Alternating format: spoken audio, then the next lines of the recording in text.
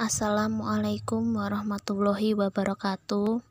Kami dari kelompok 8 yang beranggotakan saya Zainwari Devitasari NIM 179 dan teman saya Tio Adi Saputro NIM 208 dan juga Indriani Novitasari NIM 210 akan mempresentasikan tentang tokoh-tokoh aliran siasah dan pemikirannya. Kami di sini akan menjelaskan tentang Al-Ghazali. Al-Ghazali atau nama lainnya Abu Hamid Muhammad Ibnu Muhammad Al-Ghazali lahir di Ghazaleh pada tahun 1059 Masehi atau 450 Hijriah. Al-Ghazali adalah seorang pemikir muslim yang terpopuler dan berpengaruh di dunia Islam.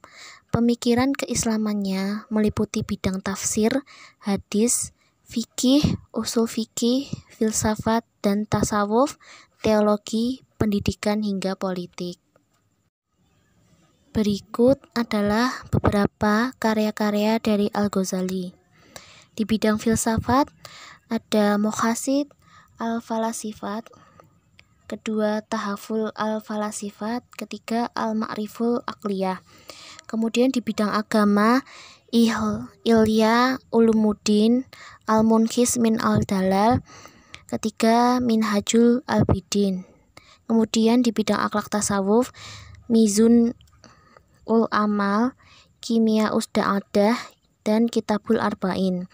Kemudian di bidang kenegaraan ada Mustashiri, Surur Alamal, dan Suluk As-Sul. Kemudian presentasi selanjutnya akan disampaikan oleh saudara Tio. Oke, saya Tio Adi Saputro NIM 192111208.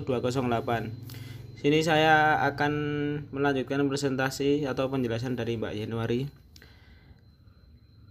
Saya akan menjelaskan tentang pemikiran politik. Pemikiran politik, teori kepemimpinan negara. Al-Ghazali berpendapat bahwa mengangkat seorang pemimpin negara bukan berdasarkan rasio, melainkan sebuah kewajiban atau wajib syar'i beragama.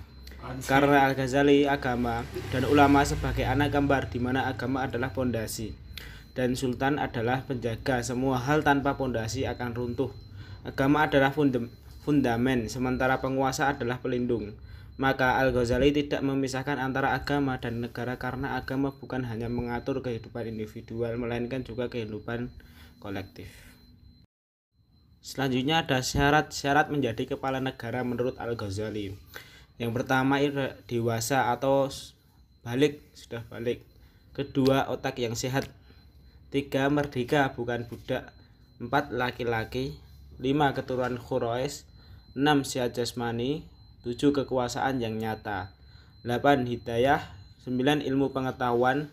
10, dapat mengendalikan diri, tidak berbuat yang tercela atau dapat dipercaya. Yang selanjutnya ada pemikiran Imam Al-Ghazali. Pemikiran Imam Al-Ghazali itu memiliki corak bahwa konsepsi etika politik Al-Ghazali adalah suatu teori sistem pemerintahan yang berisikan masyarakat dan aparatur negara yang mempunyai moral yang baik dengan ditepang oleh agama sebagai dasar negara. Hal yang menarik dan patut menjadi referensi politisi muslim adalah Al-Ghazali, karena beliau mementingkan ilmu dan adab yang benar dalam berpolitik. Ini saya akan melanjutkan presentasi tentang fikih siasah Al-Ghazali tentang negara dan pemerintahan. 1. Pembentukan negara. Al-Ghazali menyatakan bahwa manusia merupakan makhluk sosial sehingga tidak dapat hidup sendiri. Karena itu manusia memerlukan orang lain guna mendukung kehidupannya dalam berbagai aspek. Hal ini disebabkan karena beberapa faktor keturunan, kelangsungan hidup, dan keniscayaan. 2. Pemerintahan negara. Tujuan selanjutnya dari sebuah pemerintahan adalah untuk mengatur dan mengurus persoalan dunia seperti menghimpun dana dari sumber-sumber yang sah dan menyalurkan kepada yang berhak, mengusahakan ketertiban, keamanan, dan ketentraman. Persoalan ketenteraman dan keamanan ini menurut beberapa pemikir politik Islam merupakan sesuatu yang penting. Oleh sebab itu, dalam rangka mewujudkan kedua hal itu, mutlak diperlukan adanya pemerintahan yang efektif. 3. Sumber otoritas iman.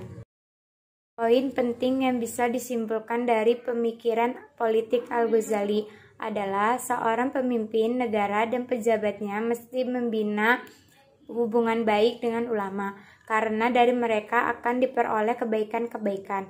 Ulama tidak boleh ditinggalkan, sebagaimana agama tidak boleh ditinggalkan oleh negara.